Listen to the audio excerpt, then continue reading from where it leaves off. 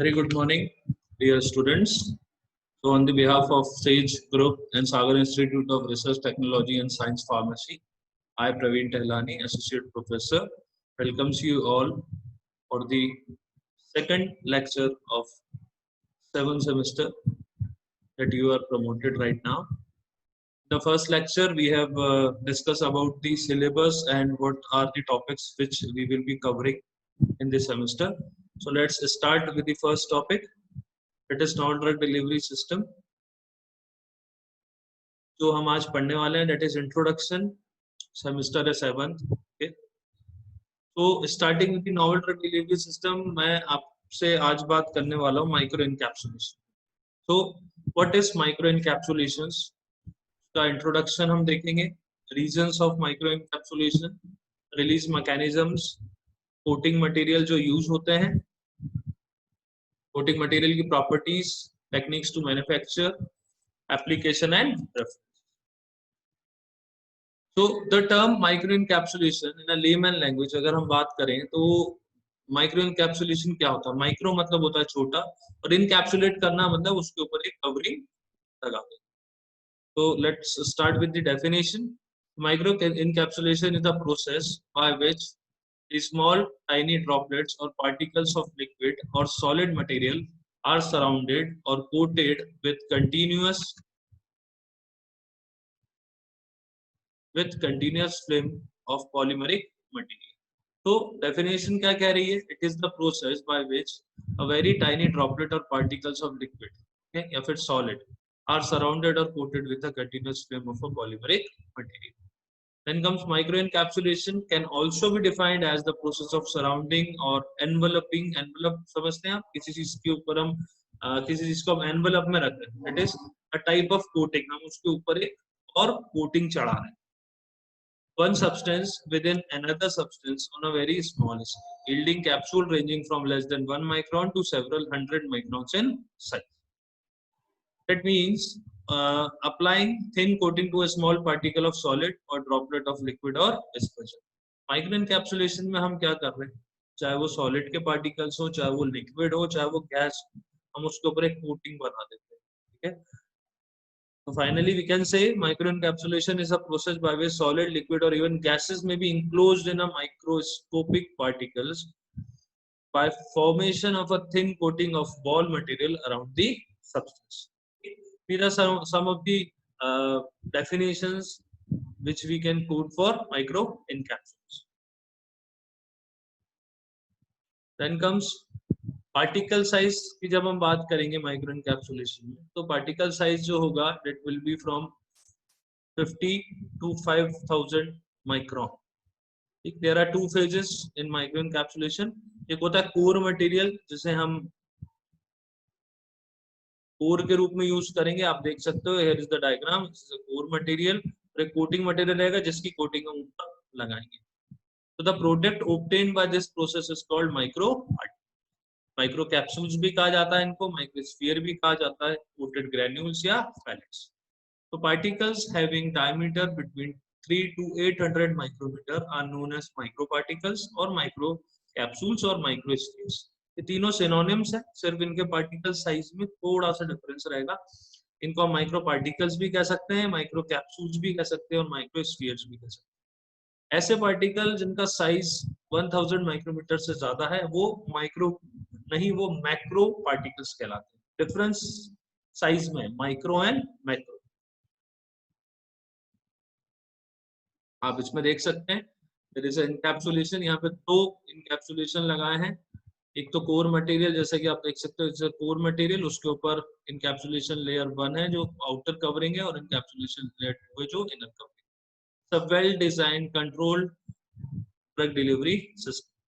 Okay, it can overcome some of the problem of conventional therapy, and that can enhance the therapeutic efficacy of the given drug. Microencapsulation करने के बहुत सारे reasons होते हैं, that we will discuss in the further slides. So starting with the microencapsulation क्यों करा जाता है? अगर हम normally बात करें तो to obtain a maximum therapeutic efficacy, जो ड्रग है, जो ड्रग हम डिलीवर करने वाले हैं बॉडी में, वो that should be to the targeted tissue, targeted delivery की तरफ हमें ज्यादा एम्फेसाइज करना है। ऑप्टिमम अमाउंट में ड्रग, ऑप्टिमल अमाउंट में ड्रग डिलीवर होना चाहिए and at the right time of period पे डिलीवर होना चाहिए, ठीक है, तभी उसकी मैक्सिमम इफेक्टिवनेस या results show, thereby causing little toxicity and minimal side effect। अगर ये तीनों चीजें हैं कि टारगेट पे जा रहा है ड्रग आपका, ऑप्टिमल अमाउंट में जा रहा है और राइट पीरियड ऑफ टाइम पे जा रहा है जब जरूरत है, तो उससे क्या होगा, टॉक्सिसिटी के चांसेस कम हो जाते हैं, साइड इफेक्ट नहीं होंगे, ठीक है। तो वन सच अप्रोच जो हम यूज करेंगे वो है microspheres that act as a carriers for. Microspheres are characteristically free flowing powders. ये कैसे होते हैं, दीज आर एज अगर हम उनके कैरेक्टर फिजिकल कैरेक्टरिस्टिक्स की बात करेंगे तो these are free flowing powders that consisting of protein और synthetic polymers.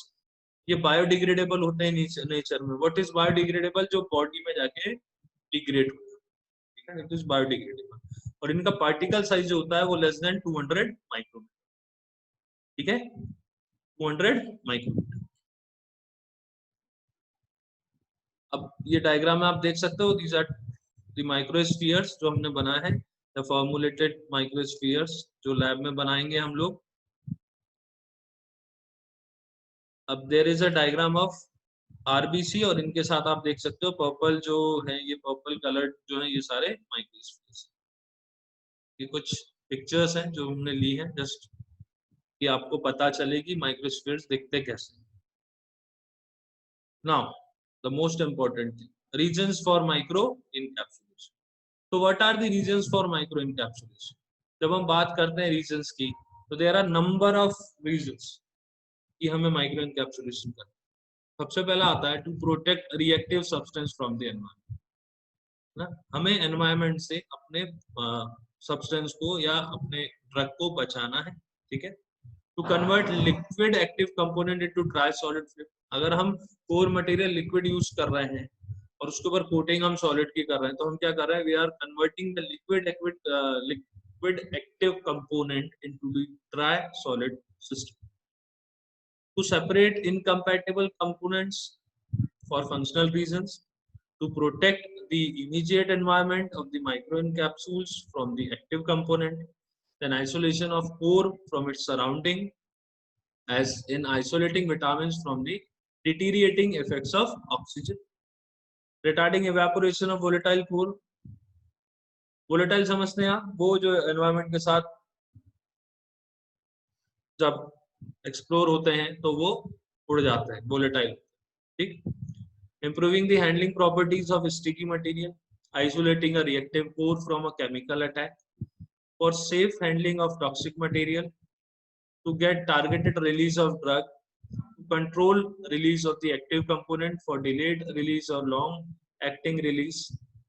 The problem may be as simple as masking the taste of or odor of the core to increase the bioavailability, to produce the targeted drug delivery, to protect the GIT from irritant effect of the drug, extension of duration of activity for an equal level of activity. These are some of the very basic reasons for microencapsulation. जैसे bioavailability बढ़ानी है drug की, आप माइक्रोएनकैप्सुलेट कर लो। आपको targeted drug delivery देनी है, माइक्रोएनकैप्सुलेट कर लो। एंट्री कोटिंग कर सकते हो आप, एंट्री कोटिंग टैबलेट अवेलेबल है मार्केट में। व्हाट इज एंट्री कोटिंग, जो कि स्टमक में डिसॉल्व ना होकर इंटेस्टाइन तक पहुंचेगी, वो टारगेटेड हो गया, ठीक। फिर आपके जीआईटी को अगर आपको प्रोटेक्ट करना है, अगर कोई ऐसा ड्रग है जो जीआईटी में जाके इरिटेशन प्रोड्यूस कर रहा है, उसके ऊपर आप कोटिंग कर दो, ठीक। तो कोटिंग से क्या होगा, वो रिलीज नहीं होगा, ड्रग रिलीज नहीं होगा जीआईटी में, तो इरिटेशन नहीं होगा। कंट्रोल रिलीज कर सकते हो आप। टेस्ट ओडर मास्क कर सकते हो। अगर बहुत बिटर टेस्ट का ड्रग है जो हम डायरेक्टली नहीं ले सकते, तो आप उसमें कोटिंग कर लो उसके particles. These are some of the basic reasons for microencapsulation. Now comes to the fundamental consideration. जब हम फंडामेंटल कंसिडरेशन की बात करते हैं या फॉर्मुलेशन कंसिडरेशन की बात करते हैं, तो इसमें मेनली दो कंपोनेंट्स, एक होता है कोर मटेरियल और एक होता है कोटिंग मटेरियल। तो core material can be a mixture of active constituents stabilizers, diluents, excipients, and release rate retardants or accelerators. Coating material जो होगा that should be compatible होना चाहिए with the core material, non reactive होना चाहिए with the core material, and should provide desired coating properties जैसे कि strength, flexibility, impermeability, optical properties, non hygroscopicity, tasteless होनी चाहिए कोटिंग और स्टेबल होनी चाहिए. अगर ये चीजें, ये जो पॉइंट्स अगर ये कवर नहीं हो रहे, that means the coating is not suitable और desirable for further use. Okay. और core material can be a mixture of active constituent. इसमें आप डाइल्यूएंट्स, एक्सिपिएंट्स, रिलीज रेट, देखिए जो ड्रग का रिलीज होता है उसको हम रिटार्ड कर सकते हैं, एक्सेलरेट कर सकते हैं by using the type of coating. मतलब उसके रिलीज को हम कंट्रोल कर सकते हैं. ठीक है. तो माइक्रो एनकैप्सुलेशन क्या है? It's a type of a novel drug delivery system and a control drug delivery system. Core material की बात करें तो वो क्या, वो what is a core material? The material to be coated, उसको हम कहते हैं कोर मटेरियल. वो लिक्विड भी हो सकता है, सॉलिड भी हो सकता है और गैस भी हो सकता है. तो लिक्विड कोर में भी डिसॉल्व्ड और डिस्पर्स मटेरियल. कंपोजिशन की बात करें तो इसमें आप देख सकते हैं तीन चीजें आ रही हैं: ड्रग और एक्टिव कॉन्स्टिट्यूएंट, एडिटिवलाइज्ड डाइल्यूएंट्स और स्टेबलाइजर्स. माइक्रो एनकैप्सुलेशन को हमने तीन इसमें क्लासिफाई किया है. Further core material, solid, liquid, gas भी जोड़ सकते हो आप इसमें. कोटिंग मटेरियल में you can use polymers, waxes, resins, proteins and polysaccharides. Vehicle में एक्वस व्हीकल भी यूज हो सकता है और नॉन एक्वस व्हीकल भी use. Now comes the coating material. Coating material जो है inert substance which coats on the core with the desired thickness. Composition क्या होगा इसका कोटिंग का? Polymer, plasticizer you have to use, coloring agent, resins, vaccines and lipids का आप use करेंगे, and release rate enhancers or retardants. This is the composition of coating. Composition of coating. इसमें हर चीज का अपना ही यूज है. पॉलीमर है जो रिलीज रेट को करेगा, प्लास्टिसाइजर का अपना रोल है, कलरिंग एजेंट कलर इंपार्ट करेगा, वैक्सीन लिपिड्स ये जो रहेंगे इसकी जो अडेसिवनेस है उसको मेंटेन करेंगे विद द कोर मटेरियल. और रिलीज रेट एनहांसर्स और रिटार्डेंट से हम उसके ड्रग के रिलीज को एनहांस कर सकते हैं, मतलब बढ़ा सकते हैं, स्पीड अप कर सकते हैं या उसको रिटार्ड कर सकते हैं, उसका टाइम ड्यूरेशन बढ़ा सकते हैं. What are the role of polymers? So polymers are substances of high molecular weight made up of repeating monomer units. Polymer molecules में भी linear होते हैं या branched होते हैं, and separate linear or branch chain may be joined by cross. Polymers are used widely in pharmaceutical system as adjuvants, coating material, and a component of controlled and site-specific drug delivery. Polymer has a very important role. जब हम novel drug delivery की बात करते हैं या control drug delivery या sustain drug delivery की बात करेंगे, यहाँ पे पॉलीमर्स का बहुत एक मेजर रोल होता है, बिकॉज दे कैन एनहांस और retard the drug release from the formula. जब कोटिंग मटेरियल की बात आएगी तो उसकी कुछ प्रॉपर्टीज है. सबसे पहले आती है स्टेबलाइजेशन ऑफ कोर मटेरियल. ठीक है. कोटिंग मटेरियल कैसा होना चाहिए कि वो स्टेबल करे कोर मटेरियल को, उसको स्टेबलाइज करे. इनर्ट होना चाहिए, control release under specific conditions, film forming होना चाहिए, फिलिएबल, टेस्टलेस एंड स्टेबल होना चाहिए, नॉन हाइग्रोस्कोपिक होना चाहिए. नॉन हाइग्रोस्कोपिक मतलब हाइग्रोस्कोपिक सब्सटेंस क्या होते हैं जो एनवायरनमेंट से मॉइस्चर लेके अपना फेस चेंज कर लेते हैं फ्रॉम सॉलिड टू लिक्विड.